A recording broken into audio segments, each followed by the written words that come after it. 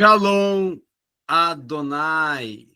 Nós estamos dando início agora já a nossa 8ª aula de História da Igreja 1, e claro que vamos hoje estudar um assunto de grande significância, de grande importância para nós podermos estar compreendendo com maior distinção o que veio a ser a reforma protestante, as suas implicações, não é? As implicações no aspecto não só, vamos dizer assim, teológico, no aspecto também eclesiológico, mas também no aspecto principalmente de uma mudança total que causou e que vamos poder dizer que desenvolveu-se dentro de toda a estrutura da fé cristã, da sociedade, da cultura. Foi, na verdade, um movimento, como nós vamos estudar hoje, que trouxe marcas, resultados, impactos em todos os sentidos, em todos os segmentos, em todas as áreas, não é? E isso nos trouxe grande resultado para o início, não é? O germinar de um tempo novo para a igreja, não é? Para o cristianismo e até para a história da igreja cristã. E aí nós vamos trabalhar esta aula de hoje somente com tópicos, para irmos trabalhando cada tópico, cada proposta de assunto, e, claro, então vamos ter só 3 slides, mas isso não implica que nós não vamos dar uma grande avançada, como vamos dar, e acredito que pode ocorrer que esta disciplina que nós estamos cursando, nós venhamos a chegar a ter 11 aulas, devido à extensão do conteúdo, como, se conseguirmos, podemos até administrar em 10. Então, eu coloco que pode ocorrer que vá ter de 10 a 11 aulas esta disciplina, não é? E concernente à atividade dessa disciplina que ainda não passei, eu vou deixar para passar na última aula. Na última aula eu vou passar para aí dar um tempo maior para vocês desenvolverem a atividade avaliativa e também, depois de todo o conteúdo já apresentado e tendo tido aulas deles, então estarei passando a atividade avaliativa. E aí, claro, agora vocês ainda têm tempo para estar entregando as atividades avaliativas anteriores, não é? No caso do livro de Atos, não é? Como também de livros históricos. Muito bem, então agora vamos dar início a nossos assuntos e temas que temos para tratar no dia de hoje. A Reforma Protestante, ela foi proclamada no dia 31 de outubro do ano 1517, que ali foi o início, o impacto de um grande tempo e movimento que estava surgindo. Lutero aproveitou esse grande dia para reunir uma grande multidão. O dia 31 de outubro do ano de 1517 tornou-se uma data de maior significância para o momento atual e para o nascimento do protestantismo. E por ser véspera, inclusive, essa data, das festividades que eram comemoradas naquela próxima a essa data do dia de Todos os Santos, comparecia naturalmente à igreja, não é? para estar ali presente no castelo de Wittenberg, uma grande multidão de pessoas.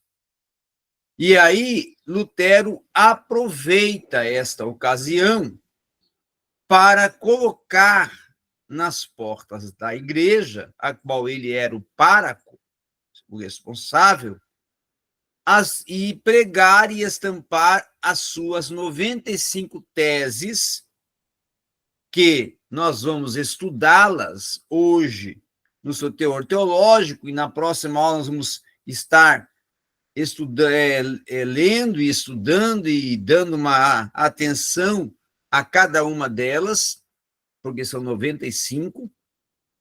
E, na verdade, a proposta era, dessas 95 teses, o combate à igreja e às suas diversas atrocidades teológicas, bíblicas, sociais, morais, não é? Era um combate à venda de indulgências, era um combate à imoralidade, às atrocidades todas cometidas pelo Papa, pela Igreja e por todo aquele contexto.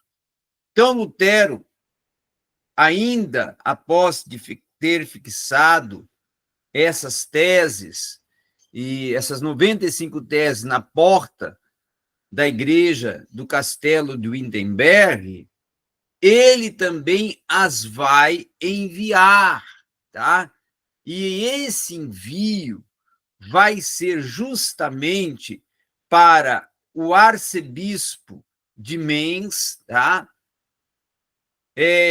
Albert de Brandenburg, e ao bispo de Heringhons, Schultz, e além de dar a alguns também dos seus amigos, que eram eruditos, teólogos e também intelectuais da época, como o caso de Johannes Lang, de Erfurt, né? O Christoph Skerl, de Nuremberg, e, inclusive, o Christoph Skerl, ele foi um responsável, sem o conhecimento, inclusive, de Lutero, e sem ter sido autorizado por Lutero, ele foi o responsável por imprimir essas teses que Lutero envia para ele e espalhá-las por toda a Alemanha. Então, essa publicação ela teve, claro, diversos efeitos que, a princípio, preocuparam e que causaram uma tensão por causa da repercussão no próprio Lutero, né? A repercussão dos impactos, não só a nível de igreja, mas a nível de sociedade, que agora muitos estavam ali com aquelas teses, com aquelas propostas que iam totalmente contra a todas os posicionamentos da igreja. Uma outra questão também que nós temos que considerar foi o envio dessas 95 teses, a repercussão. Então, a rápida difusão que essas teses mostrava e mostrou causou uma grande raiva, uma indignação que havia sido provocada pelo infeliz mercado de indulgências, que foi praticado pela Cúria, de acordo com o próprio arcebispo de Mainz, não é? Uma família de banqueiros também, e todo um contexto aos quais os dominicanos estavam presos. A maioria dos alemães, inclusive, vai ver nessas teses de Lutero apenas um protesto que foi aberto, mas não vai perceber, na verdade, o problema teológico mais profundo que continha, e o arcebispo Albert vai denunciar mais tarde o autor, no caso Lutero, das 95 teses, a Roma, sem até lhe dar chance de responder. o que vai causar, claro, uma repercussão ainda muito mais complicada quando o Papa Leão X, tá, vai intimar o Lutero. E essa intimação do Papa Leão X, convocando Lutero para ir a Roma, tinha um significado, que era o quê? A morte, a condenar a Lutero e, claro, como os outros anteriores pré-reformadores já tinham sido mortos, Lutero também ser morto, ser executado.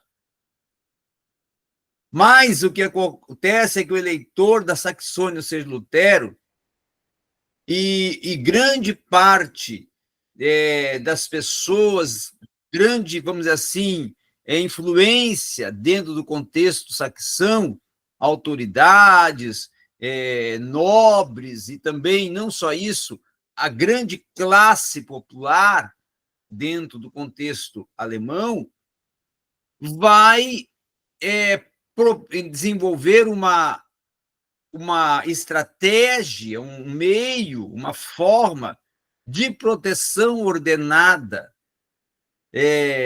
para Lutero, aonde vão ordenar ele mais tarde que e enviar um documento para o Papa que esse caso de Lutero ele teria que ser discutido e ouvido no país ao qual Lutero pertencia, que como cidadão alemão que ele era. Então, a Alemanha é que deveria discutir e ouvir Martim Lutero e não o Papa. E seguiu-se, então, conferências, debates com os legados do Papa que não conseguiram, na verdade, demover Lutero do seu ponto de vista, mesmo até com toda a força que alguns, vamos assim, protegidos e alguns países, algumas cortes que ainda paravam o Papa e que tentaram, junto com o Papa, demover Lutero das suas decisões e das suas defesas e postulações, não conseguiram porque, na verdade, tudo já estava muito bem encaminhado.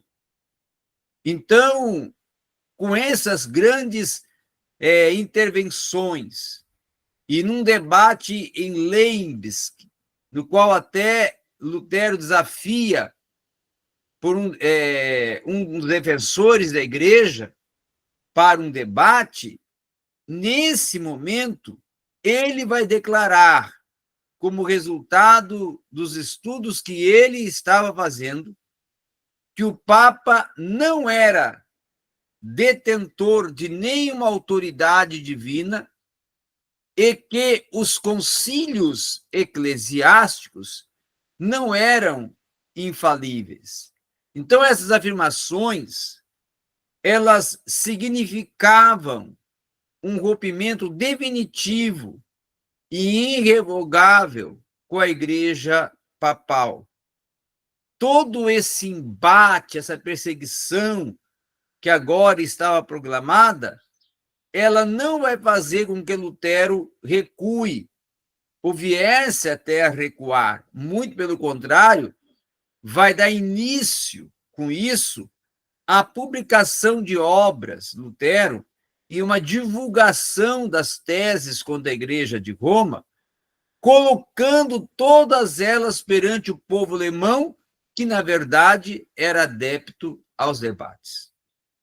E, com isso, pouco tempo mais tarde, como está aqui já no slide, nós podemos ver que Lutero conseguiu uma adesão, um apoio formal do povo alemão. O povo alemão, dentro do continente europeu, tinha não só um poder econômico, um poder social, mas tinha um poder moral e uma influência muito forte devido às suas posições e às condições de moralidade, de tradição, de cultura e até da prática da verdadeira religiosidade que o povo alemão possuía. Então, com isto, Lutero conseguiu aliados, vamos dizer assim, os seus próprios irmãos de raça,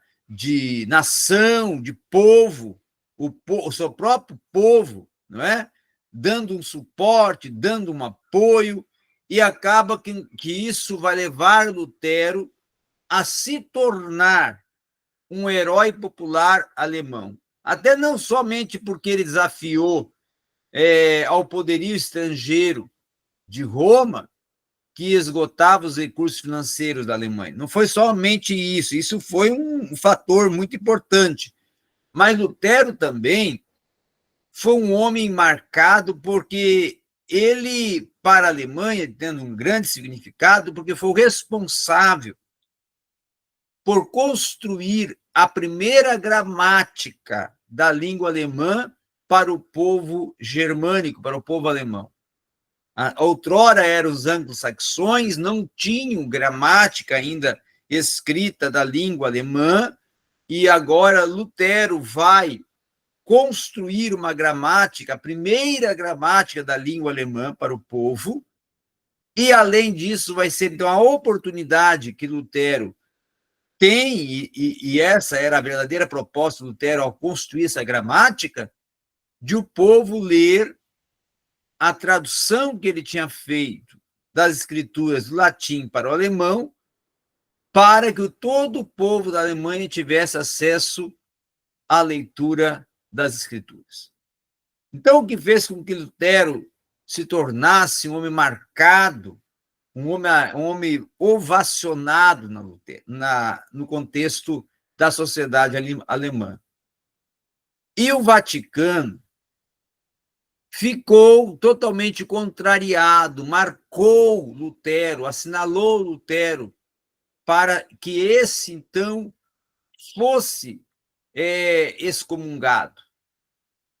E nos anos de 1518 até 1520, esses 2 anos que foram marcados, na verdade, por debates que Lutero vai desenvolver com os principais teólogos e com os principais estudiosos católicos, os quais, inclusive, eram defensores estes da autoridade papal, das vendas das indulgências e ainda de outras imposições hereges da Igreja Católica. Então, além dessas questões, desses debates, Lutero vai se ocupar também em escrever, nesse momento, diversos tratados teológicos, posições teológicas, para alicerçar, na verdade, e estruturar todo o propósito e projeto do nascimento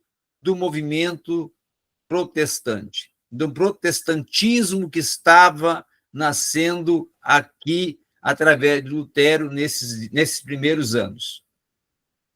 E claro que esses debates, esses tratados, vão levar a Igreja a tomar várias decisões contra Lutero e a apelar para que os príncipes germânicos, os príncipes da Alemanha, viessem a tomar um partido deles contra Roma.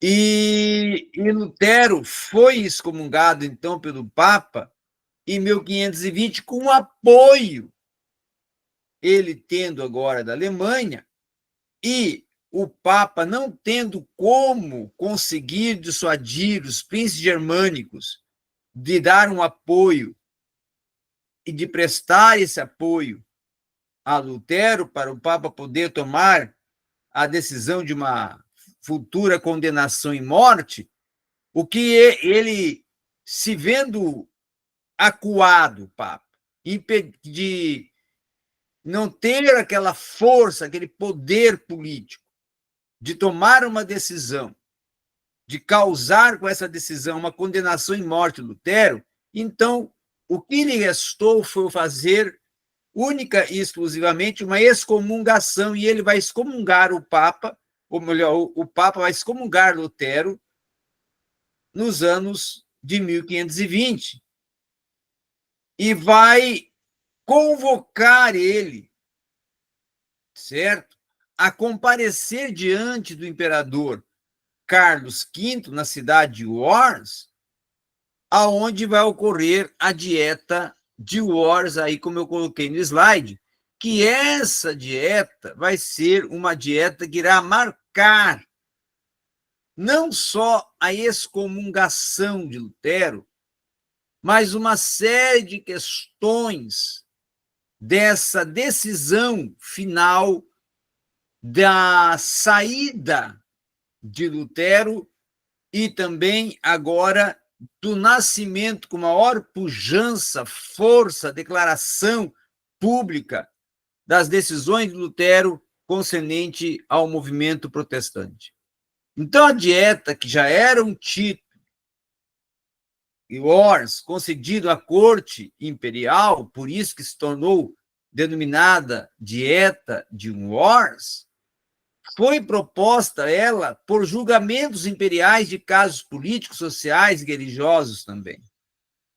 E aí, nessa dieta de Worms, quando o representante do Papa deu a ordem a Lutero para se retratar das posições que eram consideradas pela Igreja Católica como sendo posições totalmente hereges, contraditórias, causadoras de conflito social, político, religioso, de causar uma pane, uma rebelião na sociedade, Lutero, então, agora, ele vai declarar perante a todos os presentes na corte, perante a presença também do imperador, ele vai declarar: minha consciência, ela serve somente à palavra de Deus e por isso não posso e nem quero me retratar, pois a minha consciência não é seguro e nem salutar. Não posso agir de outra maneira. Esta é a minha posição e que Deus me ajude. Amém. E aí ele estabelece definitivamente, vamos dizer assim, o movimento protestante. E é nessa declaração, então, que ele vai ser expulso, excomungado da igreja, considerado e declarado essa excomungação pelo imperador. O imperador vai declarar ele como um fora da lei, para até causar uma futura condenação, perseguição, mas Lutero vai ser protegido pelo príncipe Frederico, que era considerado o maior sábio da Saxônia, da Alemanha, e com essa proteção e apoio do príncipe Frederico é que Lutero, então, vai retornar ao Wittenberg, aonde ele proclamou a reforma com as 95 teses, e era a paróquia onde ele era o pároco, e continuar a difusão do movimento de reforma já com a produção de diversas literaturas e cartas. Agora eu quero ressaltar aqui que essa volta ao Wittenberg não quer dizer que ele voltou para poder estar à frente da outrora igreja a qual ele conduzia. Não é isso. Voltou para a cidade, voltou para o contexto da própria sociedade, que já o tinha ali como não só um parco, mas como intelectual, como professor universitário, e, claro, para ali onde nasceu, ele dar continuidade a essa difusão e a essa estruturação do movimento da Reforma Protestante, que, na verdade, era o nascimento do protestantismo. Então, claro que com isso gerou-se uma série de impactos positivos até a dieta de Worms para Lutero. O Papa, na verdade, tinha uma intenção e pensou que o apoio do imperador Carlos V e com toda a estrutura da dieta, a situação seria favorável para ele e a Igreja Católica, mas, ao contrário, não surtiu o efeito que ele esperava. Não teve o resultado que era pensado. Porque, na verdade, o Lutero contava com o apoio dos grandes representantes do povo anglo-saxão, da Saxônia, da Alemanha, e, com isso, conseguiram conduzi-lo a um resultado ainda muito maior. Uma outra questão também que temos que agora considerar, e aí eu vou passar para o próximo slide para nós podermos já estar observando, é justamente que Lutero, com todas essas decisões e com todos esses debates, com todo esse movimento, ele conseguiu dividir a Europa em suas posições, como também conseguiu impactar muitos segmentos da sociedade europeia. Lutero era um polemista que insistia para que as pessoas viessem a tomar o seu partido completamente, até por causa do grande perigo que, segundo ele, a Igreja de Roma e o papado estavam representando. E com essa petição, com essa convocação, ele consegue um grande apoio da massa popular e de grandes representantes também da nobreza e até das classes governantes europeias de alguns países, algumas nações.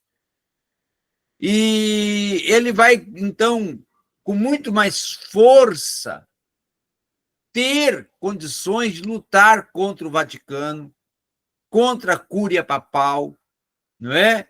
Levar, na verdade, a pronunciar com muita mais força as suas posições contra o Vaticano, aonde ele vai denominar o Vaticano de Babilônia, não é? Vai dizer que eles estavam mantendo a igreja em um cativeiro, que eles estavam cometendo atrocidades, e vai denunciar as posições da igreja, os sacramentos, a obediência ao Estado, vai denunciar todas as discordâncias que ele, Lutero, possuía e tinha já declarado e manifestado de posições contrárias às arbitrariedades teológicas da Igreja Católica.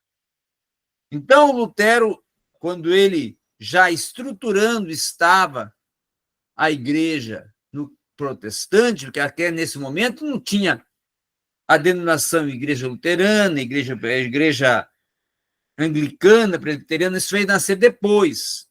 Agora só tinha um nome, igreja protestante, ou movimento protestante, movimento de protesto. E aí ele vai tomar uma decisão que esse movimento, as igrejas não deveriam utilizar o cargo bispo. Esse ofício de bispo teria que ser abolido. Não deveria ser utilizado pela igreja.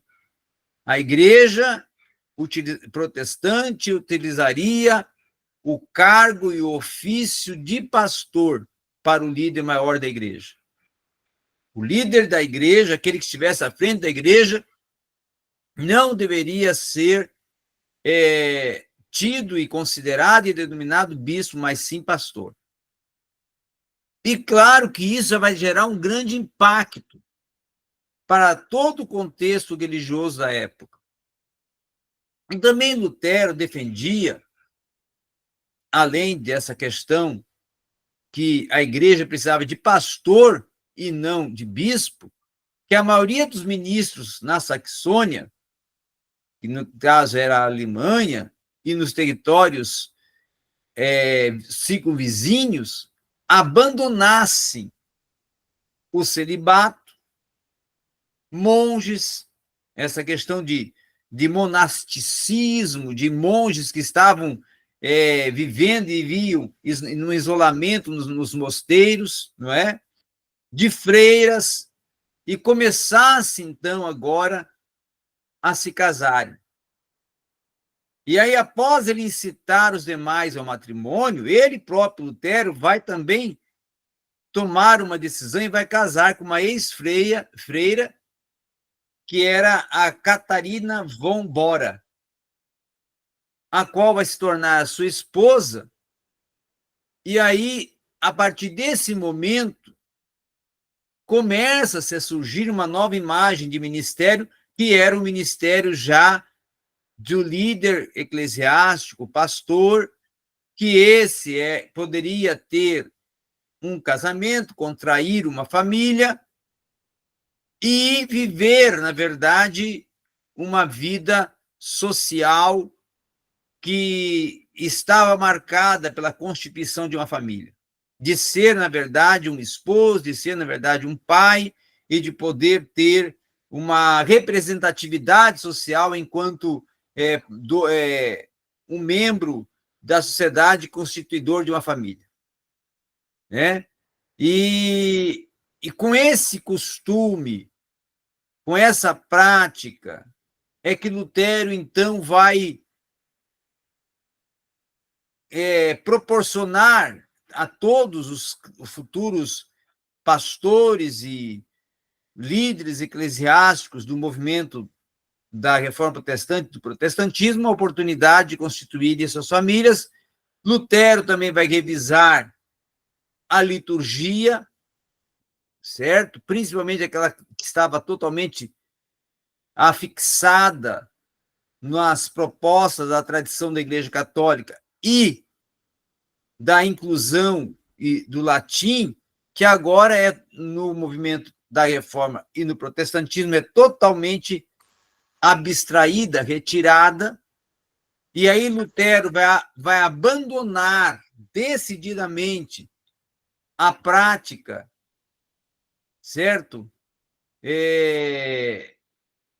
De só comer o pão na ceia, e assim os leigos iniciariam a receber o pão e o vinho na ceia, como séculos antes os lusitas ansiavam, ou seja, agora não era só o Papa, ou o padre, ou o bispo, que, na verdade, o povo decidia que o povo comesse a hóstia, como era na Igreja Católica, e o vinho era bebido pelo Papa, ou pelo bispo, ou pelos padres, ou pelos paróquios. Agora, na nova estrutura litúrgica da ceia, desta prática da ordenança de Cristo, a ceia era dentro dos moldes bíblicos.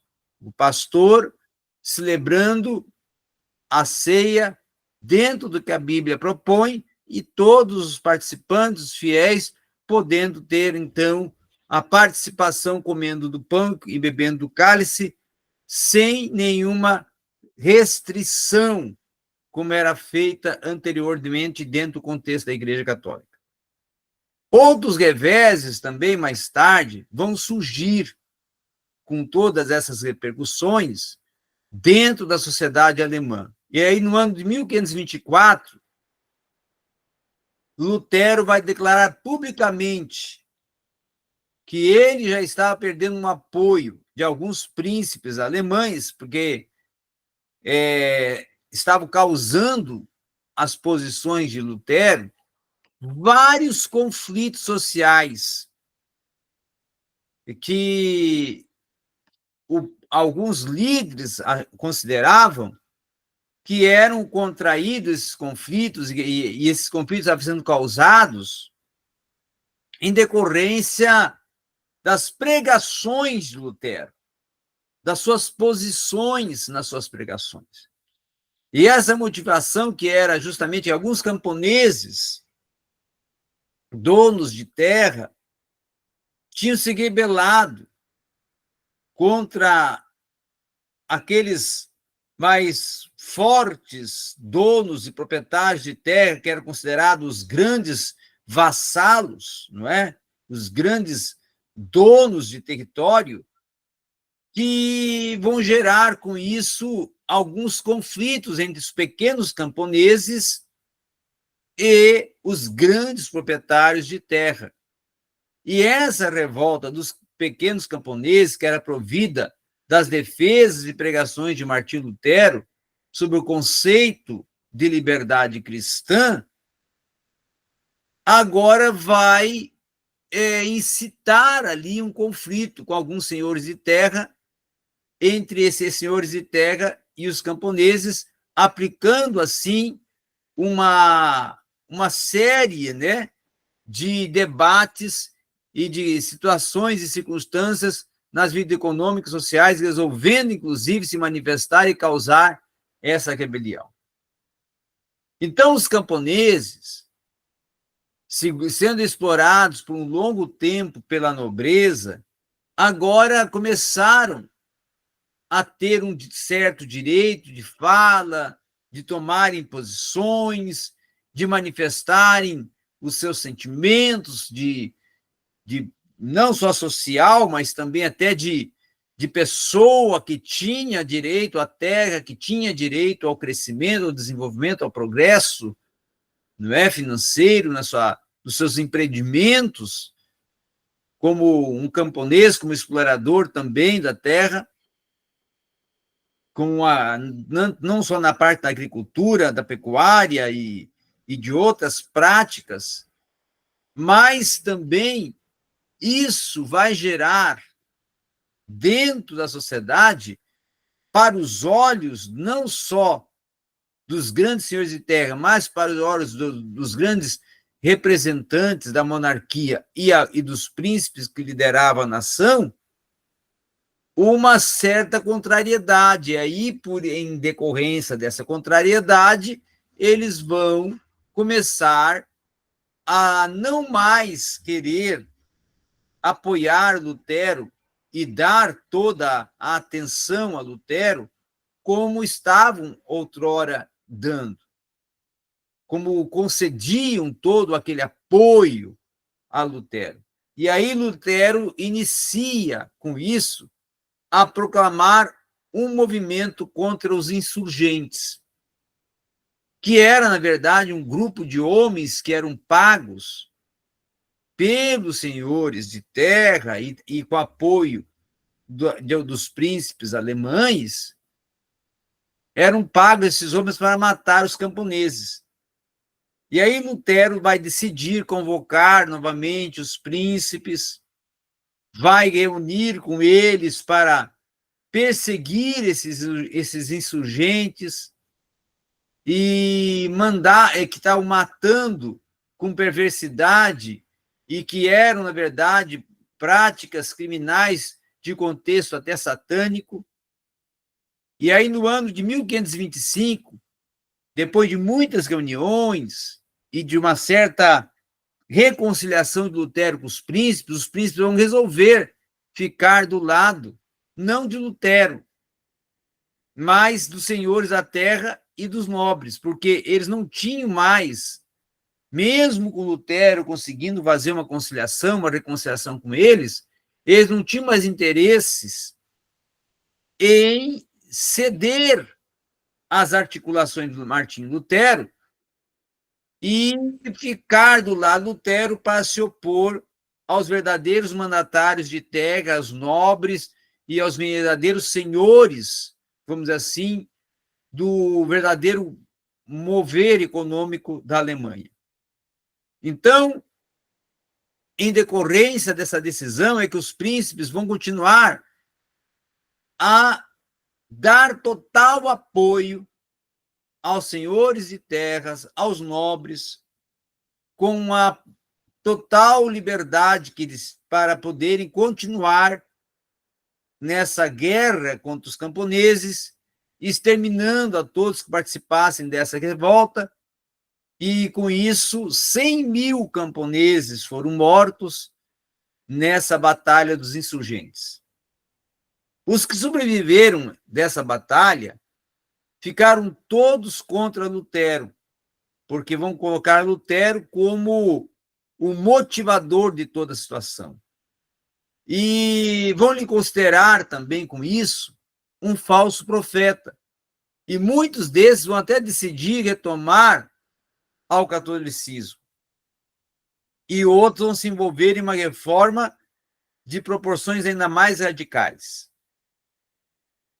E aí o conservadorismo das visões políticas e econômicas de Martim Lutero, que provinha de suas convicções de igualdade a todos os homens perante Deus, aplicando elas, inclusive, a questões espirituais e não seculares, agora, embora até se indispusesse, essas opiniões se tornavam vantagens para alianças com muitos príncipes, dos quais, inclusive, vão se tornar luteranos,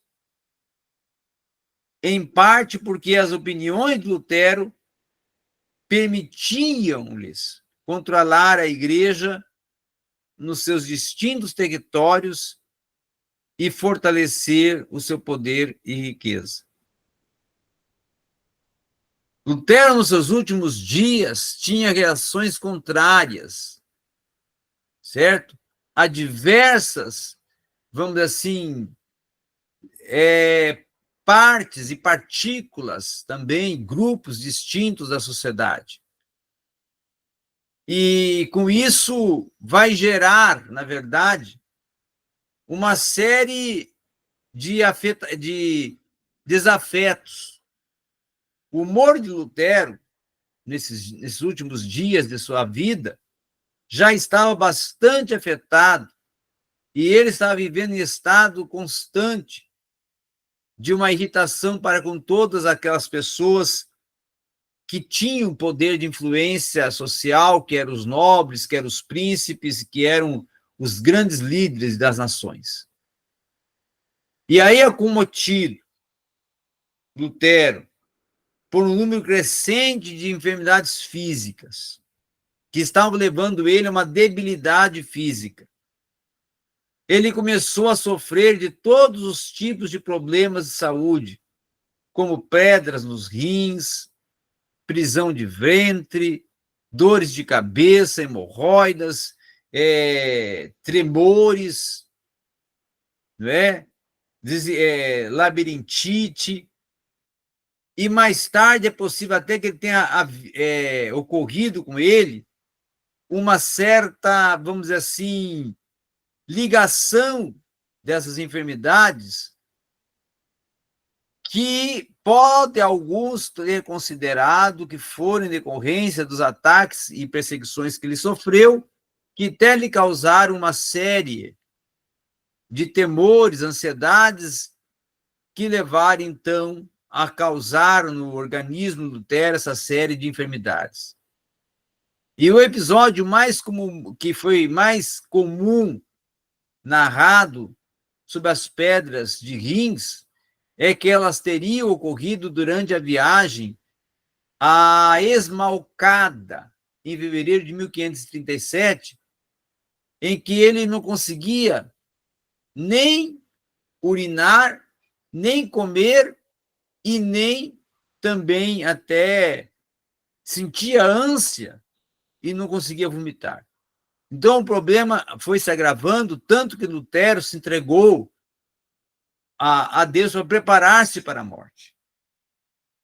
E Lutero, então, veio a falecer nos anos de 1546, na sua cidade onde nasceu e aonde iniciou a sua primeira jornada de formação, que foi Euslembe. E os últimos momentos de Lutero foram bastante agonizantes. Ele, ao chegar à cidade de Euslembe, após uma longa viagem, ele teve um leve infarto, um princípio de infarto. E Lutero ainda conseguiu resolver um impasse, mesmo nessa debilidade toda que se encontrava, entre dois irmãos que eram condes de Mansfield, que após a questão ter sido resolvida com passividade entre esses dois irmãos, Lutero ficou muito exausto e se retirou para o seu quarto em 17 de fevereiro. E aí uma série de outros infartos que foram seguindo, foi fazendo ele perder a consciência durante a noite. Já no início da manhã do dia 18 de fevereiro, o seu amigo mais próximo, que estava com ele nos seus últimos dias, o Justus Jonas, se inclinou sobre Lutero, escassamente consciente, e perguntou se Lutero estava pronto para morrer. E Lutero, em voz fraca, mas ainda audível, respondeu que sim, e essa foi a sua última palavra.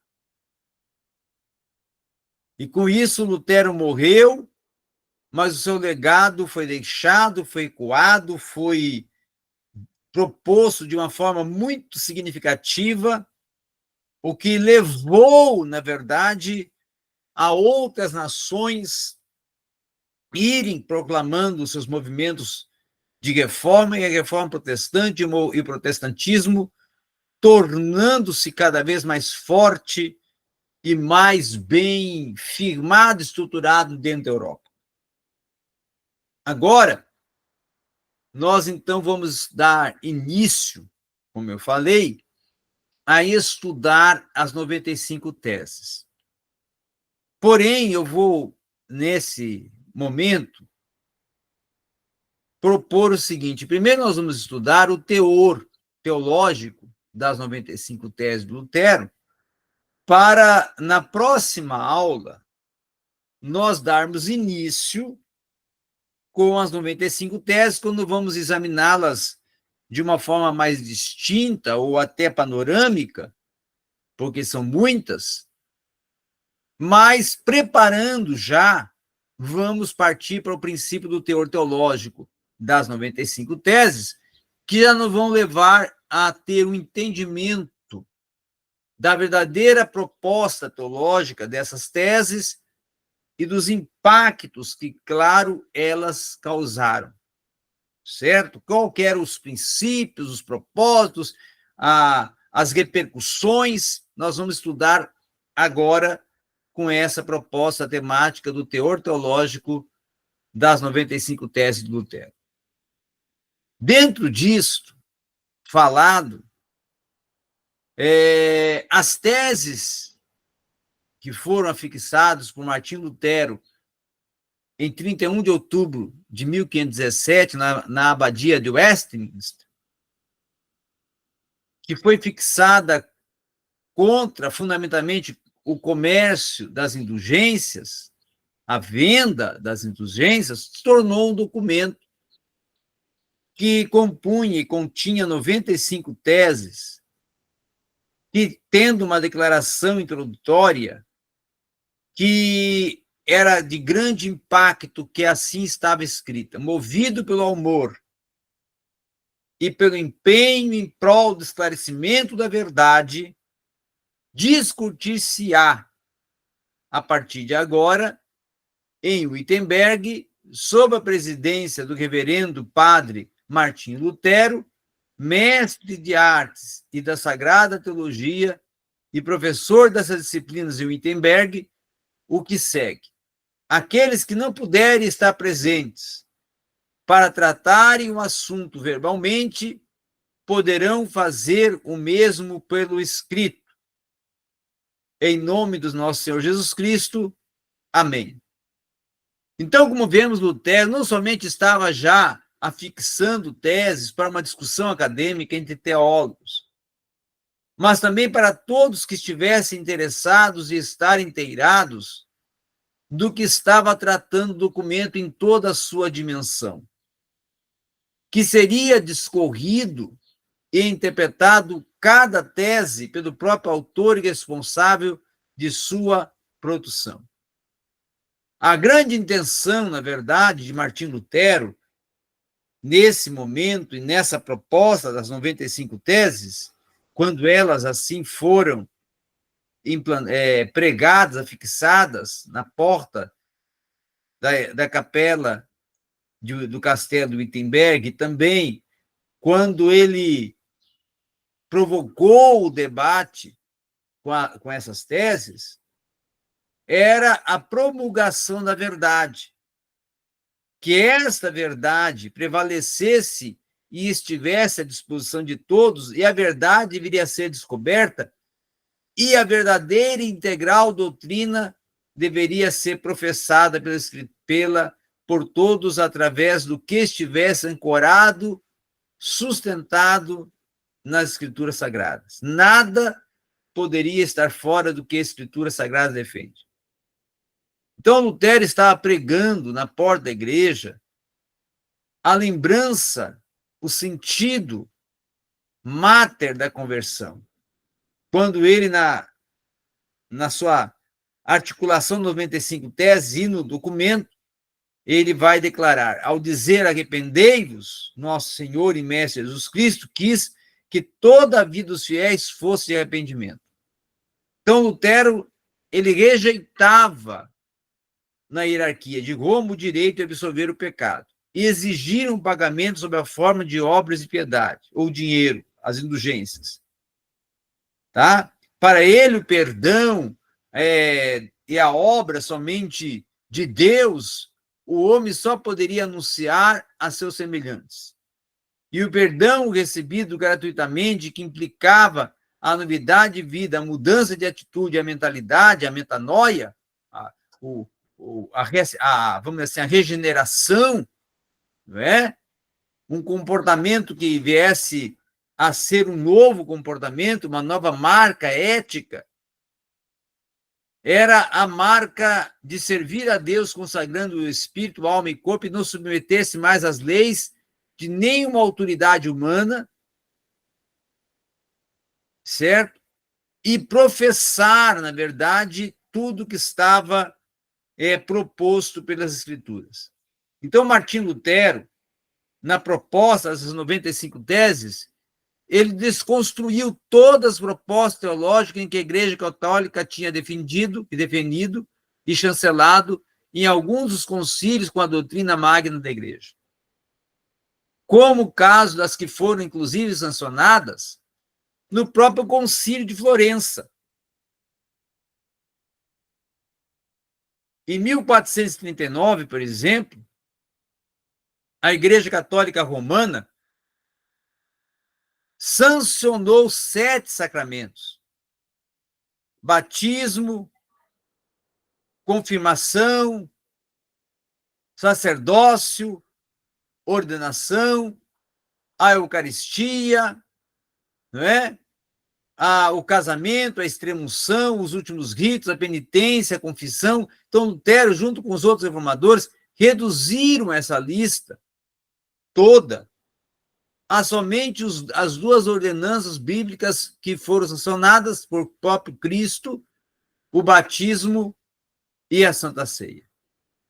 E o ponto central do Lutero nessa tese, naqueles que se seguiram, é que a prática corrente das indulgências era um abuso da doutrina da penitência, em que, inclusive, além dessas reduções e aplicações bíblicas coerentes, Lutero também enxergava com isso a conexão entre a mudança interna de coração e a vida externa de obediência, que era caracterizada aqui na linguagem de Romanos, capítulo 6, versículo até ao capítulo 7, como o caso da mortificação da carne. Então, em todos os escritos, Lutero vai abordar e vai defender essa questão ao usar a expressão lei e evangelho, fazendo um paralelo entre lei e evangelho. E ele geralmente ia interpretar isto com uma ênfase total ao evangelho em restrição à lei, especialmente até depois da salvação. Então, a ênfase central de Lutero era, na verdade, uma total obediência às Escrituras, não é? E aqui estava proposto doutrinariamente nas Escrituras. E ele vai declarar que a verdadeira tristeza tem de surgir da bondade e das misericórdias de Deus, especialmente das feridas de Cristo, ou seja, aquele verdadeiro sentimento de contristação, de estar constrito, deve ser em decorrência disso.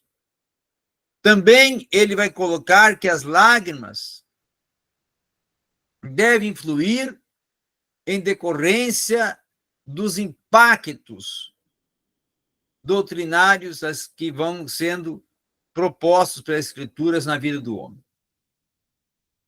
E o grande contributo que nós podemos falar que as 95 teses escritas por Lutero trouxe foi a priorização da abordagem doutrinária da igreja estar somente nas Escrituras, que é, na verdade, soli scriptura, ou seja, somente a Escritura, não é? E, claro, nós vamos estudar as 5 solas, mas já estou aqui antecedendo uma das solas.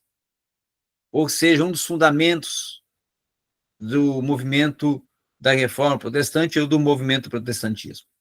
Então, a Reforma priorizou as Escrituras, priorizou a leitura delas, priorizou o ensino delas e priorizou a difusão das Escrituras e a oportunidade de todos, incluindo todas as classes sociais, todo o povo, ter o acesso às Escrituras, a leitura das Escrituras, o estudo das Escrituras e seguir o que a Escritura propunha. As 95 teses, então, elas estavam sendo um assinalar, não somente de uma defesa da verdadeira doutrina bíblica, mas também de indicar os procedimentos e conceitos que a Bíblia, como regra central de fé e revelação de Deus aos homens, propunha e defendia, e devia ser esta observada, praticada e adotada por todos. Então, nós podemos dizer, para resumir, que essas 95 teses foram um marco, foram um documento, um marco, um princípio, uma estrutura apologética de defesa da verdade que gerou não só uma reforma, um movimento protestante, mas gerou a verdadeira mudança de conceitos, comportamentos, decisões e até de posições dentro de todo o contexto da religião e da verdadeira prática da vida cristã e do cristianismo. Certo? Muito bem, essa foi a nossa aula, o conteúdo que nós tínhamos reservado para a aula de hoje. Na próxima aula, nós já estaremos tratando, já dando continuidade ao assunto que vai ser já os impactos, todos já em decorrência do movimento da reforma sem a presença do reformador e depois das novas reformas já em países como Suíça, Suécia e outros países europeus, e todo um estabelecimento de toda a grande estrutura da reforma. Lembrando, claro, como eu prometi, que a primeira parte da próxima aula será nós fazermos um olhar, uma vista panorâmica dessas 95 teses, e aí, depois, em sequência, estarmos estudando os outros assuntos que eu já aqui mencionei. Certo? Muito obrigado, então, a vocês. Vamos agora encerrar a nossa aula, como nós sempre encerramos, com uma oração. Pai, nós queremos te agradecer pela vida da irmã Maria Ângela, da irmã Maria Nazaré, pedindo a tua bênção sobre a vida delas, sobre a vida de todos e sobre a vida também, Senhor, dos seus projetos, seus ideais, da saúde de cada uma das irmãs, tanto da Irmã Maria Nazaré, como também da Irmã Maria Ângela, ser com elas, dê força, de vigor, sustenta-as, e Pai, ser comigo, com a minha família e com todos nós, em todos os nossos projetos ideais. Em nome do teu Filho Jesus Cristo. Amém. Está encerrada a aula e até a próxima semana.